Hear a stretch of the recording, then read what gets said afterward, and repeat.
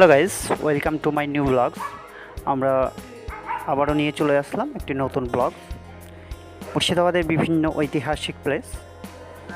রাস্তায় যেতে যেতে যাবো আমরা সে লালবাগ কাটরা মসজিদ, মুর্শিদ কুলিকা নির্মিত সেই কাটরা মসজিদ।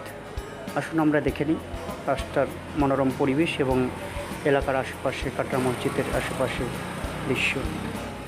আমরা রাস্তা ধরে এগোতে থাকলাম ঠিক রেল লাইনের পাশে। দেখতেই পাচ্ছেন পাশে আমাদের রেল লাইন, যেটি লালগোলা শিয়ালদা। তো বন্ধুরা, আমরা ফাইনালি চলে এসেছি সেই কাটরা মসজিদ। মনোরম দৃশ্য আপনাদের দেখাবো আপনাদের সামনে। এই যে কাটরা মসজিদ দাঁড়িয়ে আছে, আশেপাশে দেখতে পাচ্ছেন কত সুন্দর, এত সুন্দর ফুল গাছ লাগিয়ে পরিবেশিত করা হয়েছে। ঘাসগুলো একটু বড় হয়ে যায়, একটু সেই রকম একটু সৌন্দর্য দেখাচ্ছে না, তবে এই গাছগুলো কিন্তু খুব সুন্দর। আমার পাশেই দেখতে পাচ্ছেন, আমরা ঢুকে যাচ্ছি। সেই এই যে ভেঙে গেছে এই দিকটা, চারিদিক সাইডে ভূমিকম্পর কারণে এটা ভেঙে গেছে।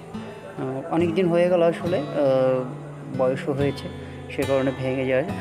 এই দিকে দেখতে পাচ্ছেন যে এই মিনার চারদিকে চারটে ছিল, কিন্তু এখন দুটো রয়েছে, দুটো ভেঙে গেছে, ভূমিকম্পর কারণে ভেঙে গেছে। আমি আবারও দেখাবো ভেতরের দৃশ্য এবং বাইরের দৃশ্য পুরো ভ্রমণ করে দেখাবো। আমি ভেতরে ঢুকে যাব। তো দেখতে পাচ্ছেন ফাইনালি আমরা ভেতরে ঢুকে গেছি। এই যে সামনে যে ফাঁকা জায়গাটি, আর ওই যে ওপর ক্লাম দেখতে পাচ্ছেন, ওই ক্লামের সঙ্গে এটি দড়ি বাঁধা থাকতো এবং পলিথিন অ্যাকচুয়ালি ত্রিপল টাঙানো হতো। এখানে মানুষরা সামনে নামাজ পড়তো একসঙ্গে, প্রায় 20,000 লোক ধরতো এখানে নামাজ পড়ার জন্য জায়গা ছিল। আমরা এটা মসজিদের গেট, আস্তে আস্তে প্রবেশ করছি মসজিদে, যেহেতু কারণ এখনও ইউজ হয় না। আর উপর পরপর তিনটে দেখছেন মিনার, যে মিনারগুলো ভেঙে পড়েছে, আর দুটো মিনার কিন্তু এখনও অটুট রয়েছে। দেখতে পাচ্ছেন কত উঁচু বন্ধুরা, দেখুন একবার লক্ষ্য করে যে কতটা উঁচু। সেই যুগের প্রযুক্তি হয়েও এতটা উঁচু তা সত্ত্বেও এখনও পর্যন্ত টিকে রয়েছে। আর এই প্লেসটাই ইমাম সাহেব দাঁড়িয়ে নামাজ পড়াতেন। ইমাম সাহেব নামাজ পড়াতেন, যেহেতু মসজিদ নামাজ পড়ার অর্থে ব্যবহার হয় মুসলিম ধর্মের। আর এটা আরও উঁচু, বাবে চুন সুরকি দিয়ে তৈরি হওয়া সত্ত্বেও এতদিন পর্যন্ত টিকে রয়েছে। ওই যে সামনে দেখতে পাচ্ছেন ছোট ছোট যে ঘরগুলো রয়েছে, সেই ঘরগুলোতে তখনকার ইমাম এবং বাইরেকার ইয়েরা থাকতো। সেই ভিতরে আমরা ঢুকে গেছি।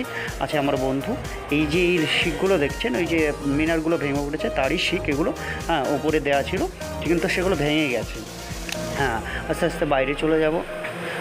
বাইরের দিকটাতে দেখছি এই যে আমার বন্ধু এই দিকে ঘোরাফেরা করছে। আমরা এটা বাইরের পথ।